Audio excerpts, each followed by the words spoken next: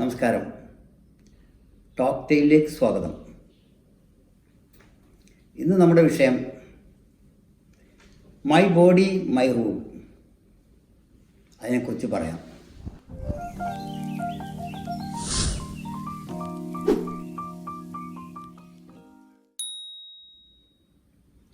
നമ്മുടെ നാട്ടിൽ വസ്ത്രധാരണം സംബന്ധിച്ച് ചില ചർച്ചകളും വിവാദങ്ങളും കേസുകളും വ്യവഹാരങ്ങളൊക്കെ നടന്നുകൊണ്ടിരിക്കുന്നൊരു കാലമാണല്ലോ. വാസ്തവത്തിൽ ഇതിനൊക്കെ കാരണം എന്താണ്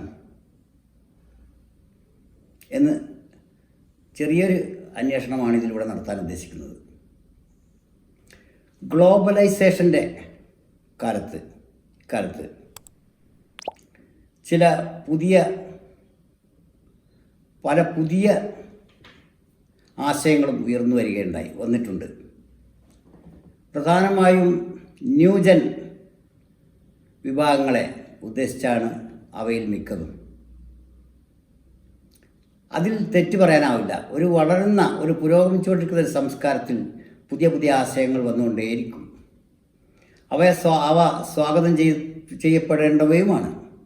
പക്ഷേ വരുന്ന ഓരോ ആശയങ്ങളും അതേപടി സ്വീകരിക്കുക എന്നുള്ളതല്ല ഒരു ഉത്തമ സമുദായത്തിൻ്റെ രീതി.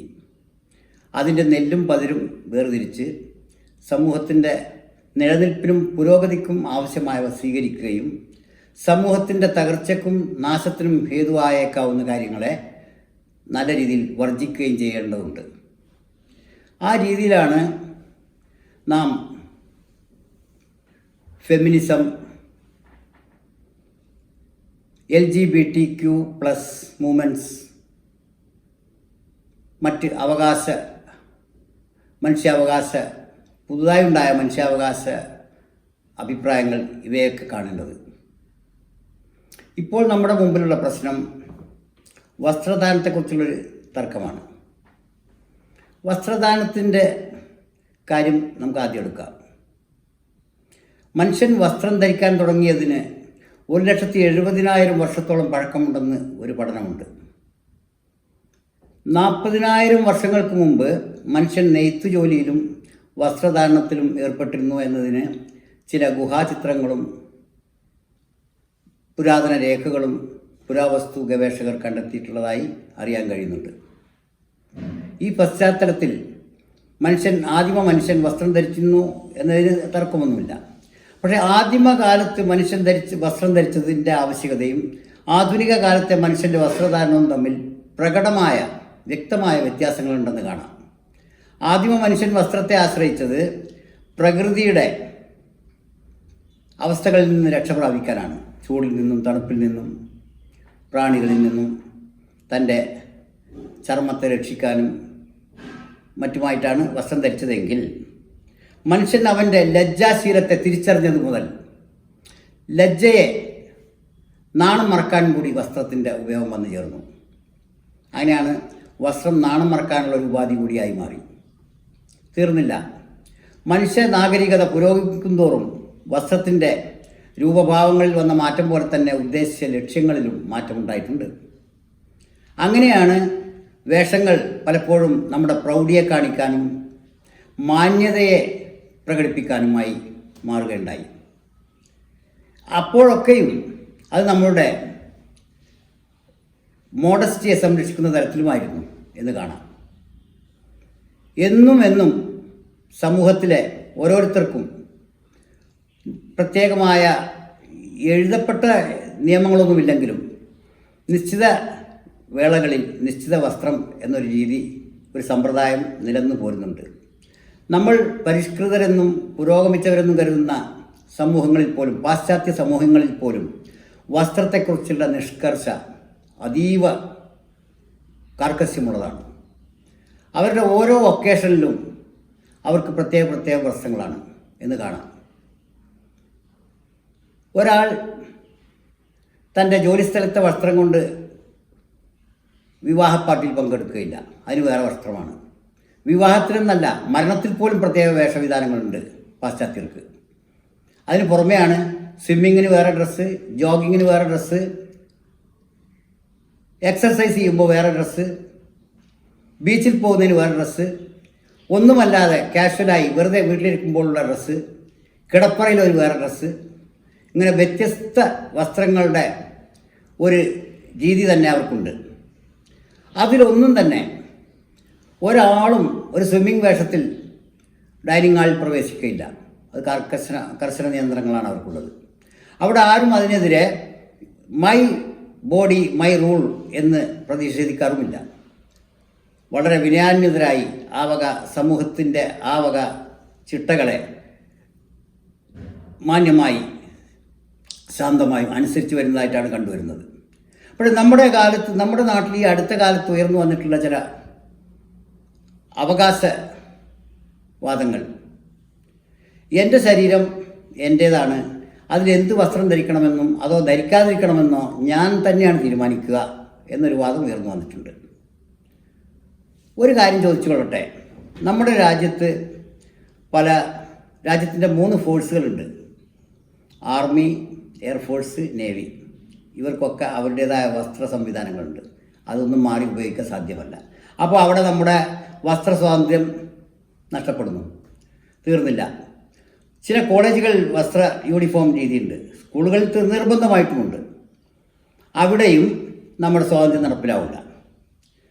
മാത്രമല്ല, ഓരോ സ്ഥാപനങ്ങൾക്കും ആസ്പത്രി ആയാലും കോർപ്പറേറ്റ് കമ്പനികളായാലും വ്യവസായശാലകളായാലും വയലേലകളായാലും അവിടങ്ങളിലേക്കൊക്കെ മാച്ചാകുന്ന, സൂട്ടബിളാകുന്ന, യോജിക്കുന്ന വേഷവിധാനങ്ങളാണ് സംവിധാനിക്കപ്പെട്ടിട്ടുള്ളത്. അതൊന്നും മാറ്റം വരുത്താൻ ആരും മറുപടി കൂട്ടാറില്ല, കേട്ടിട്ടുമില്ല. അപ്പോൾ ഈ പറഞ്ഞ സ്ഥാപനങ്ങളെക്കാളൊക്കെ മികച്ച ഒരു സ്ഥാപനമുണ്ട് നമുക്ക്, അതാണ് നമ്മുടെ സമൂഹം. അതാത് സ്ഥാപനങ്ങളിൽ അതാത് രീതികളും പ്രവൃത്തികളുമാണ് അവർക്ക് അനുയോജ്യമായ വേഷങ്ങളാണെങ്കിൽ, ഒരു സമൂഹത്തിൽ പലതരക്കാരായ ആളുകളുണ്ട്. ആബാലവൃദ്ധം ജനങ്ങൾ, കുഞ്ഞുങ്ങൾ മുതൽ വയോവൃദ്ധർ വരെ ഉള്ളവരാണത്. ഇവർക്ക് എല്ലാവർക്കും ഇണങ്ങുന്ന, ഇവരുടെ എല്ലാം സമൂഹത്തിൽ യോജിക്കുന്ന ഒരു വസ്ത്ര രീതിയായിരിക്കും അപ്പോൾ സമൂഹത്തിൽ ഉണ്ടാകേണ്ടത്. ആ സമൂഹത്തിൽ ധരിക്കേണ്ട വസ്ത്രത്തെക്കുറിച്ചാണ് ഇപ്പോൾ നമ്മുടെ തർക്കം ഉത്ഭവിച്ചിട്ടുള്ളത്. അതായത് ഞാൻ പറഞ്ഞു, ഫെമിനിസം, മറ്റ് സ്വാതന്ത്ര്യ അവകാശവാദങ്ങൾ, ഇവരൊക്കെ വസ്ത്രത്തിലാണ് പിടികൂടിയിട്ടുള്ളതെന്ന് തോന്നുന്നു മുഖ്യമായും. മറ്റ് മനുഷ്യൻ്റെ വസ്ത്രം അടിസ്ഥാന ആവശ്യം തന്നെ. ഭക്ഷണത്തിലോ അതിൻ്റെ കുറവിലോ അതിൻ്റെ പരിഹാരത്തിനോ ആർക്കും ഒരു ശ്രദ്ധയില്ല. പക്ഷേ വസ്ത്രം ധരിക്കുന്നതിൽ എത്ര കണ്ട് കുറവ് വരുത്താം എന്നതിനെക്കുറിച്ചാണ് നമ്മുടെ ഗവേഷണം മുഴുവൻ നടക്കുന്നത്. ഒരു പൊതുസ്ഥലത്ത് അപ്പോൾ നമ്മുടെ ഒരു കലാകാരി അല്ലെങ്കിൽ ഒരു സിനിമാ നടി അവരുടെ സിനിമാ സെറ്റിൽ അതിലെ കഥാപാത്രം ആവശ്യപ്പെടുന്നൊരു വേഷത്തിൽ ധരിച്ചു എന്നിരിക്കട്ടെ, ആരും അതിനെ എതിർക്കാൻ പോകുന്നില്ല. പക്ഷേ അതേ വേഷത്തിൽ അവർ പൊതുസമൂഹത്തിൽ പൊതുരംഗത്ത് പ്രത്യക്ഷപ്പെടണമെന്ന് വാശി പിടിച്ചുകൂടാ. കാരണം സിനിമാ സെറ്റിലുള്ള സിനിമാ കഥയുടെ സന്ദർഭമല്ല സമൂഹത്തിലുള്ളത് പിന്നെ പലതരക്കാരായ, പല പ്രായക്കാരായ, പല ചിന്താഗതിക്കാരായ ആളുകളാണ്. അവർക്കെല്ലാവർക്കും സ്വീകാര്യമായ, അവർക്കെല്ലാവർക്കും അംഗീകാരം തോന്നുന്ന ഒരു വേഷമായിരിക്കും അവിടെ ഉചിതം എന്നുള്ളതാണ് ഏകദേശ ബോധമുള്ളവരൊക്കെ പറയുക. അത് പാടില്ല, ഞാൻ എൻ്റെ സൗകര്യമുള്ള വേഷത്തിൽ വരും. അങ്ങനെയാണെങ്കിൽ ഒരു ക്യാബറേ നർത്തകി ആ വേഷത്തിൽ ബസ് സ്റ്റാൻഡിൽ വന്ന് നിന്നാൽ എന്തായിരിക്കും അവസ്ഥ? ഒരു സ്വിമ്മിംഗ് വേഷത്തിൽ ഒരു സ്ത്രീ പൊതുസ്ഥലത്ത് പ്രത്യക്ഷപ്പെട്ടാൽ എങ്ങനെ ഉണ്ടാവും? ബീച്ചിൽ ധരിക്കുന്ന ഒരു വേഷവുമായിട്ട് ഒരാൾ പാർക്കിൽ ഇരുന്നാൽ അത് പ്രശ്നമുണ്ടാകുന്നത് ഒരു ചെറിയ വിഭാഗം ആളുകൾക്ക് അത് രസകരമായിരിക്കാം. അതേ സമയത്ത് ഒരു വലിയ വിഭാഗത്തിനത് അരോചകവും ജുഗുപ്സാവഹവുമായി തോന്നാം. ഇതാണ് നമ്മൾ പറയുന്നുള്ളൂ. അതുകൊണ്ട് തന്നെ ഒരു കമ്പനിയിൽ ആ കമ്പനിയുടെ സിറ്റുവേഷൻ അനുസരിച്ച് വേഷം ധരിക്കുമ്പോൾ, ഒരു സ്കൂളിൽ ആ സ്കൂളിൻ്റെ ക്ലാസ് മുറികൾക്ക് അനുയോജ്യമായ വേഷം ധരിക്കുമ്പോൾ, ഒരു സമൂഹത്തിലെ മുഴുവൻ പേരുടെയും ഒബ്ജക്ഷന് വിധേയമല്ലാത്ത സ്വീകാര്യമായൊരു വേഷമാണ് വേണ്ടി വരുന്നത്. സമൂഹം വളരെ ഉത്തരവാദപ്പെട്ട ഒരു സ്ഥലമാണ്. ഈ സമൂഹത്തിൽ ചില വ്യക്തികൾക്ക് ഞങ്ങൾക്ക് ബാധ്യതയൊന്നുമില്ല, ഞങ്ങളുടെ തോന്നിയ പോലെ നടക്കലാണ് നമ്മുടെ രീതി എന്ന് പറഞ്ഞാൽ സമൂഹത്തിലെ ഓരോരുത്തരും ആ രീതിയിൽ ചിന്തിച്ചാൽ സമൂഹത്തിൻ്റെ അവസ്ഥ എന്തായിത്തീരും? വാസ്തവത്തിൽ ഒരു സമൂഹം നിലനിൽക്കുന്നത്, പുരോഗമിക്കുന്നത് എല്ലാം ആ സമൂഹത്തിലെ ഓരോ അംഗങ്ങളുടെയും കോപ്പറേഷൻ കൊണ്ടാണ്, സഹകരണം കൊണ്ടാണ്. അതിൽ ഏതെങ്കിലും ഒരു അംഗം അല്ലെങ്കിൽ ഒരു സമൂഹം വിഘടിച്ച് ഞാൻ ഈ സമൂഹത്തിൻ്റെ ഭാഗമല്ല, എന്നാൽ ഭാഗമല്ലാതെ അവന് ജീവിക്കാൻ സാധ്യമല്ല. സമൂഹത്തിൻ്റെ ഭാഗമായിട്ടല്ലാതെ മനുഷ്യന് സാമൂഹ്യ ജീവിതം വികസിച്ചു വന്നതോടുകൂടി സമൂഹ ജീവിതമല്ല, മനുഷ്യരുടെ ജീവിതമില്ല, ഏകാന്തമായ ജീവിതമില്ല. അങ്ങനെയുള്ള ഒരു സമൂഹത്തിന് വേണ്ടിയാണ് നമ്മൾ വീട് നിർമ്മിക്കുന്നതും കാറ് വാങ്ങുന്നതും വേഷം ധരിക്കുന്നതും പലപ്പോഴും ഭക്ഷണം കഴിക്കുന്നത് പോലും. കാരണം നമ്മൾ ചെയ്യുന്ന ഓരോന്നും നമ്മുടെ വ്യക്തിപരമായ ശാരീരികമായ ആവശ്യത്തിന് വേണ്ടി മാത്രമല്ല, നമ്മുടെ ചുറ്റിനുമുള്ള നമ്മുടെ പരിസരങ്ങൾക്ക് വേണ്ടി കൂടിയാണ്. അങ്ങനെ വരുമ്പോൾ ഒരാളുടെ വേഷവിധാനം വാസ്തവം പറഞ്ഞാൽ ആത്യന്തികമായി അന്വേഷിച്ചാൽ അത് പുറത്ത് സമൂഹത്തിന് വേണ്ടിയാണ് നമ്മൾ ധരിക്കുന്നത്. നമുക്ക് വേഷമൊന്നും വേണ്ട. നമ്മുടെ മുറിയുടെ സ്വകാര്യതയിൽ നമുക്ക് വേഷം തന്നെ വേണമെന്നില്ല. പക്ഷെ നമ്മൾ പുറത്തിറങ്ങുമ്പോൾ ഒരു വേഷം ധരിക്കും. വിശേഷ അവസരങ്ങളിൽ മറ്റൊരു വേഷം ധരിക്കാൻ നമ്മൾ നിർബന്ധിതരാകും. ഇത് മുഴുവൻ മറ്റുള്ളവർക്ക് വേണ്ടിയാണ്, നമുക്ക് വേണ്ടിയാണ്. നമുക്ക് വേഷമേ വേണ്ടാത്തതാണ് നമുക്ക് കുറേ കൂടെ സൗകര്യപ്രദം. പക്ഷേ അത് നടക്കാൻ പറ്റുമോ? മൈ ബോഡി മൈ റൂൾ എന്ന് പറഞ്ഞിട്ട് നമ്മുടെ കിടപ്പറയിലുള്ള വേഷത്തോടെ പുറത്തേക്ക് ഇറങ്ങാൻ പറ്റുമോ? മുറ്റത്തേക്ക് ഇറങ്ങാൻ പറ്റുമോ? വീടിൻ്റെ തന്നെ അകത്തളങ്ങളിൽ മറ്റു ആളുകൾ കുടുംബാംഗങ്ങളുടെ അതിൻ്റെ മുമ്പിൽ പെരുമാറാൻ പറ്റുമോ? പറ്റില്ല. എന്നിരിക്കെ ഒരു സമൂഹത്തിന് വേണ്ടി തീരെ പറ്റില്ല. അപ്പോൾ ചില ആളുകൾ ചില പുരോഗമന ചിന്താഗതി എന്ന ലേബിളിൽ ഒരു സ്ത്രീ അവളുടെ സൗകര്യം അനുസരിച്ചിട്ട്, അവളുടെ പശ്ചാത്തലം അനുസരിച്ച് അവൾക്ക് ഇഷ്ടമുള്ള വേഷം ധരിച്ചോട്ടെ, അത് കണ്ട് ആസ്വദിക്കാൻ കുറേ പേരുണ്ട് എന്ന് കരുതിയിട്ട് കണ്ടാൽ ആസ്വാദ്യത തോന്നാത്ത കുറേ പേരും ഈ സമൂഹത്തിലുണ്ട് എന്ന ബോധം വേണം. അവർക്കും കൂടി വേണ്ടിയായിരിക്കണം പുറത്തെ വേഷധാരണം. അല്ലാതെ അവരിൽ ഒരു ചെറിയ വിഭാഗമാണ് യുവാക്കൾ എന്നുള്ളത്. യുവാക്കളുടെ ഒരു നിശ്ചിത കാലഘട്ടത്തിൽ അതൊക്കെ കാണുന്നൊരു ഹരമായിരിക്കാം. പക്ഷേ കൊച്ചു കുഞ്ഞുങ്ങൾക്കോ വൃദ്ധർക്കോ കുടുംബനാഥന്മാർക്കോ അത് അത്ര രസകരമായി തോന്നണമെന്നില്ല. അവർക്ക് കൂടി രുചിക്കുന്ന ഹിതകരമായ വിധത്തിൽ വേഷം ധരിക്കുന്നതാണ് മാന്യത. അതാണ് മോഡസ്റ്റി എന്നൊരു വാക്കുണ്ട് ഇംഗ്ലീഷിൽ, മോഡസ്റ്റി. അതാണ് മാന്യത. അതല്ലാതെ ഞാൻ എൻ്റെ സൗകര്യത്തിന് ജീവിക്കും എന്ന് ഒരു സമൂഹവും ഞാൻ ഉദാഹരണം പറഞ്ഞു പാശ്ചാത്യ സമൂഹത്തെ, അവർക്ക് പോലും കൃത്യമായ നിഷ്കർഷകളുണ്ട്. പൊതു ഇടങ്ങളിൽ പെരുമാറേണ്ട വിധങ്ങളുണ്ട്. പൊതുസ്ഥലം സർക്കാർ സ്ഥലമാണ്, നമുക്ക് എങ്ങനെ നടക്കാം എന്ന മോഹമൊന്നും ആർക്കും വേണ്ട. അത് ശരിയല്ല. അത് ഉന്നതമായ പരിഷ്കൃത സമൂഹത്തിൽ ഒരിടത്തും അനുവദിക്കപ്പെട്ട കാര്യമല്ല. ഇനി പരിഷ്കൃത സമൂഹത്തെ വിടാം, ആദിവാസി സമൂഹങ്ങളിലേക്ക് കടക്കാം. ആഫ്രിക്കയിലെ വനാന്തരങ്ങളിലായാലും അവർക്കുമുണ്ട് ചില നിയമങ്ങളും നിയന്ത്രണങ്ങളും. അവരുടെ ഭക്ഷണത്തിൽ, അവരുടെ വേഷവിധാനത്തിൽ, അവരുടെ വേട്ടക്ക് പോകുന്ന രീതികളിൽ, അവിടെ മറ്റെല്ലാ കാര്യങ്ങൾക്കും അവർക്ക് കർശനമായ നിയമാവലികളുണ്ട് എന്ന് പഠനങ്ങൾ തെളിയിക്കുന്നുണ്ട്. എന്നിരിക്കും ഏറ്റവും പരിഷ്കൃതം എന്ന് സങ്കല്പിക്കപ്പെടുന്ന നമ്മുടെ ഇഷ്ടത്തിനാണ് ചില ആളുകൾ അവനെൻ്റെ ഇഷ്ടത്തിന് നടക്കും. മറ്റുള്ളവരൊക്കെ പിന്നെ സമൂഹത്തെ താങ്ങി നിർത്തിക്കൊള്ളണം വേണമെങ്കിൽ. ഞാൻ എൻ്റെ ഇഷ്ടത്തിലേ നടക്കും. സമൂഹത്തെ താങ്ങി നിർത്തേണ്ട ചുമതല നാട്ടുകാർക്ക്, മറ്റുള്ളവർക്കാണ്, കോടതികൾക്കാണ്, ഭരണകൂടങ്ങൾക്കാണ്, നിയമപാലകർക്കാണ് എന്നൊരു ധാരണ വേണ്ട. സമൂഹത്തെ താങ്ങി നിർത്തേണ്ട ചുമതല സമൂഹത്തിലെ ഓരോ അംഗങ്ങൾക്കുമാണ്. ഓരോ അംഗങ്ങളും അവരുടെ ഉത്തരവാദിത്വം നിറവേറ്റേ മതിയാകൂ. അത് വേഷവിധാനത്തിൻ്റെ കാര്യത്തിലായാലും ശരി, മറ്റ് പൊതു ഇടങ്ങളിലുള്ള പ്രവർത്തനങ്ങളുടെ എല്ലാ കാര്യത്തിലും ഒരു സമൂഹ ഉത്തരവാദിത്വം, പ്രതിബദ്ധത കാണിച്ചേ മതിയാകും ഓരോ പൗരന്മാരും എന്നാണ് നമ്മുടെ താല്പര്യം.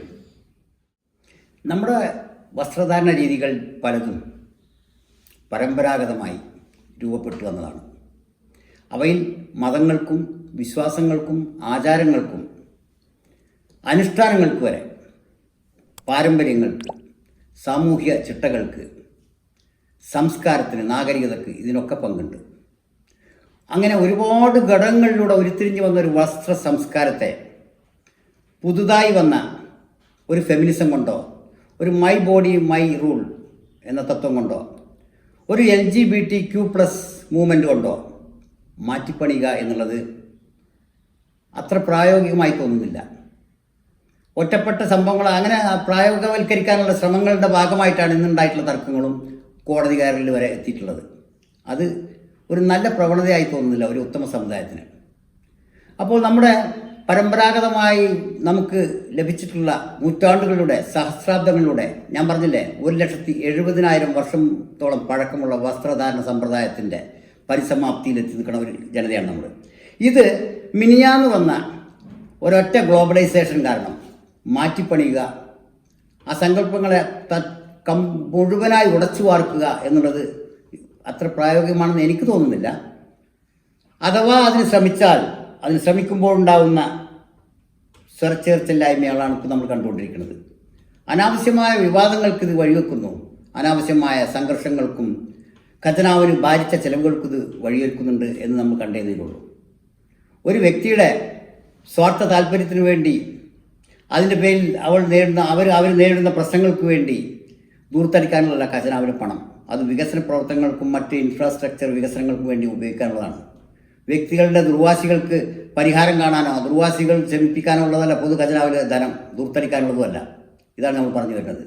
അപ്പോൾ പരമ്പരാഗതമായി ഉരുത്തിരിഞ്ഞു വന്ന ഒരു സമ്പ്രദായത്തെ ആധുനികതയുടെ പേരിൽ ഉടച്ചു വാർക്കുക എന്നുള്ളത് അത്ര എളുപ്പമല്ല. ഇതിനെ വേണമെങ്കിൽ തന്തവൈബ്, അപരിഷ്കൃതത്വം, പ്രാകൃതത്വം, 6-ാം നൂറ്റാണ്ട് എന്നൊക്കെ കളിയാക്കാവുന്നതാണ്.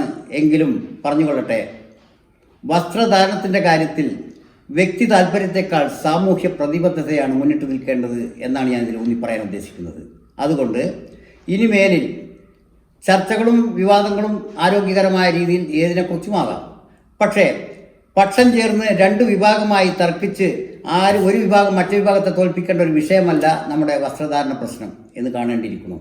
ഇത് ഒരു വസ്ത്രം ധരിച്ചതിൻ്റെ പേരിൽ ഒരു ആൾക്ക് നേരിട്ട അപമാനവും ഒരാളെ ഒരു വസ്ത്രത്തിൻ്റെ പേരിൽ അപമാനിച്ചതിൻ്റെ പ്രശ്നവുമാണ് എന്ന് ചുരുക്കി കാണണ്ട. ഇത് നമ്മുടെ സംസ്കാരത്തിൻ്റെ ഒരു വഴിത്തിരിവായിട്ട് കണക്കൂട്ടാം. നമുക്ക് സാംസ്കാരികമായി ചില ചലനങ്ങൾ നമ്മൾ ആവശ്യപ്പെടുന്നുണ്ട്. അത് ഉന്നതമായ ഉയർച്ചയിലേക്കും പുരോഗതിയിലേക്കുള്ള ചലനങ്ങളായി തീരട്ടെ. അത് നമ്മുടെ അധോഗതിയിലേക്കും സാമൂഹിക സംഘർഷങ്ങളിലേക്കും അസാൻമാർഗിക പ്രവർത്തനങ്ങളിലേക്കും പ്രചോദനമാവുന്ന തരത്തിലുള്ളതായി തീരാതിരിക്കട്ടെ എന്നും ആശംസിച്ചുകൊണ്ട് നമുക്ക് ഈ വിഷയം തൽക്കാലം നിർത്തുന്നു. വീണ്ടും കാണാം. എല്ലാവരും സബ്സ്ക്രൈബ് ചെയ്യുക, ലൈക്ക് ചെയ്യുക, നിങ്ങളുടെ വിലയേറിയ കമൻറ്റുകൾ രേഖപ്പെടുത്തുക. നമസ്കാരം, നന്ദി.